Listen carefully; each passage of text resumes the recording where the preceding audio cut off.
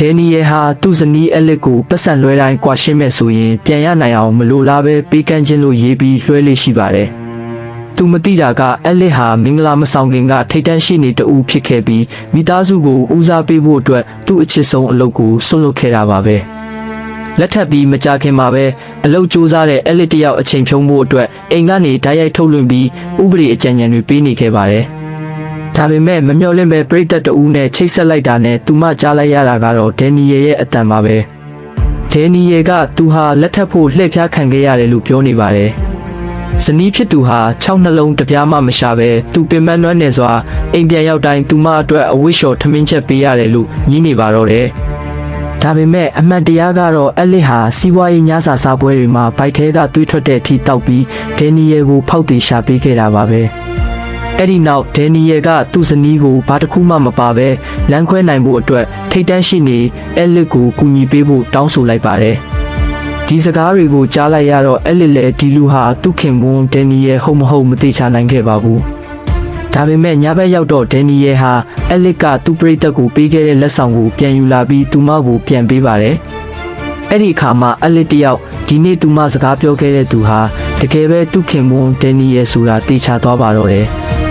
သူမကလက်ဆောင်ကိုစပွဲပေါ်သို့ပြင်းပြင်းထန်ထန်ပစ်ချလိုက်ပါတယ်။ဒန်နီယယ်ကအလစ်မလိုချင်ဘူးထင်ပြီးမကြိုက်ရင်ပတ်စံလွှဲပေးမယ်လို့အမြန်ကမ်းလှမ်းပါတယ်။ဒီလိုပြောပြီးသူယုံကြည်စိတ်ချရကြောင်းပြဖို့ချက်ချင်းပဲပတ်စံလွှဲလိုက်ပေမဲ့အောက်ကမလိုလားပဲပေးကမ်းခြင်းဆိုတဲ့စာသားလေးကိုတော့အလစ်ရှင်းရှင်းလင်းလင်းမြင်လိုက်ရပါတယ်။ဒန်နီယယ်ကညစာချက်ပေးမယ်လို့တက်ကြွစွာပြောပါတယ်။အလစ်လည်းအခွင့်ကောင်းယူပြီးသူ့ဖုန်းကိုကောက်ကင်လိုက်တယ်။နောက်တစ်ခဏမှာတော့သူတစ္ဆာဖောက်ထားတဲ့တက်တွေတွေကိုမြင်လိုက်ရပါတော့တယ်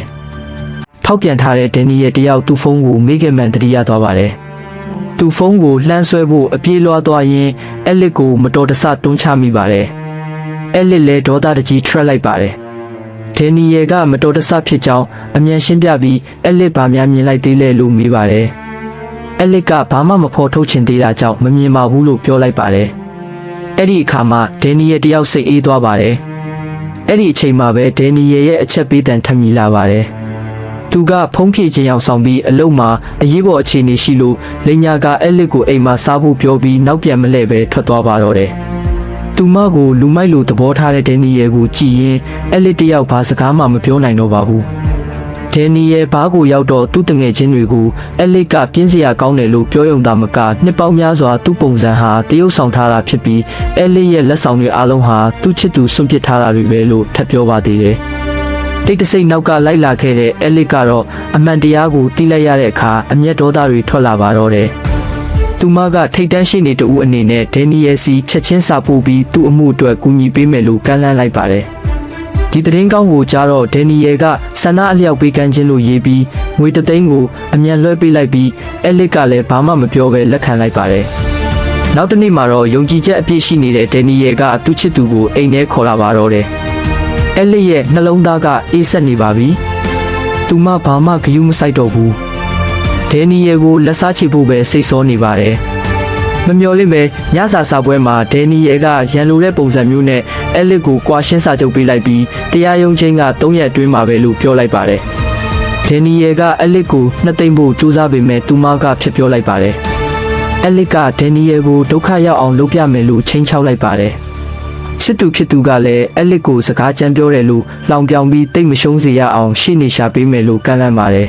။အလစ်က3ရက်လို့ယုံကြည်မှုအပြည့်နဲ့ကြီးညာလိုက်ပြီးဘသူနိုင်ရမလဲဆိုတာစောင့်ကြည့်ရသေးတာပေါ့လို့ပြောလိုက်ပါတော့တယ်။အလစ်ကသူ့တထေးဟောင်းနဲ့တွေ့ဖို့ရှေ့နေရုံးဟောင်းကိုတွားခဲ့ပေမဲ့သူမကိုရှာနေတဲ့ဒန်နီယယ်နဲ့မမျှော်လင့်ပဲစုံမိပါတယ်။သူကအလစ်ဟာသူ့အမှုအတွက်ရှေ့နေရှာဖို့ရောက်နေတာလို့ထင်နေပါတယ်။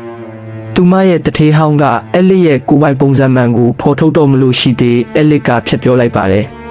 ဒန်နီယယ်ကအလစ်အလျှော့ပေးမယ်ထင်တာနဲ့ကတ်တစ်ခုကိုထုတ်ပြီးပေးလိုက်ကဘာတစ်ခုမှမယူပဲထွက်သွားဖို့သဘောတူရင်သူ့ဘက်ကလည်းတရားမစွဲပဲဒေါ်လာ2000ကိုမျက်နှာကြီးအဖြစ်ပေးနိုင်တယ်လို့ပြောပါတယ်။အလစ်ကအဲ့ဒီကတ်ကိုဒန်နီယယ်စီတို့မထီမဲ့မြင်ပြန်ပစ်ချပြီးထွက်သွားဖို့ပြောလိုက်ပါတယ်။ဒန်နီယယ်ကဒေါသကြီးကတ်ကိုပြန်ကောက်ပြီးနောက်နှမရဖို့တတိပေးကလှည့်ထွက်သွားပါတော့တယ်။သူအိမ်ပြန်ရောက်တော့အလစ်ရဲ့ပစ္စည်းတွေကိုတင်ခိုင်းပြီးအကုန်လုံးကိုအပြင်ပစ်ထုတ်ခိုင်းလိုက်ပါတယ်။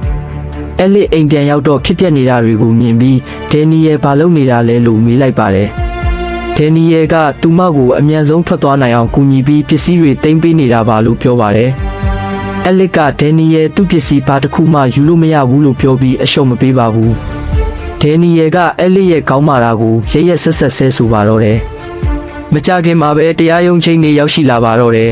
။အဲလစ်ကတရားဝင်ဝတ်စုံကိုဝတ်ဆင်ပြီးသူ့စိန်ခံကားနဲ့တရားရုံးကိုမောင်းလာပါတယ်။ဒီလိုခန့်ခန့်ညာညာရောက်လာတာကိုမြင်တော့ဒန်နီယယ်ကသူငှားထားတဲ့ထိတ်တန့်ရှိနေလို့ထင်နေပါတယ်။ကားထဲကဆင်းလာသူကအလစ်ဖြစ်နေလိမ့်မယ်လို့သူဘယ်တော့မှမမျှော်လင့်ခဲ့ပါဘူး။သူနဲ့သူ့ချစ်သူကအလစ်ဟာတရုပ်ဆောင်နေတာပဲလို့ထင်နေသေးပါပဲ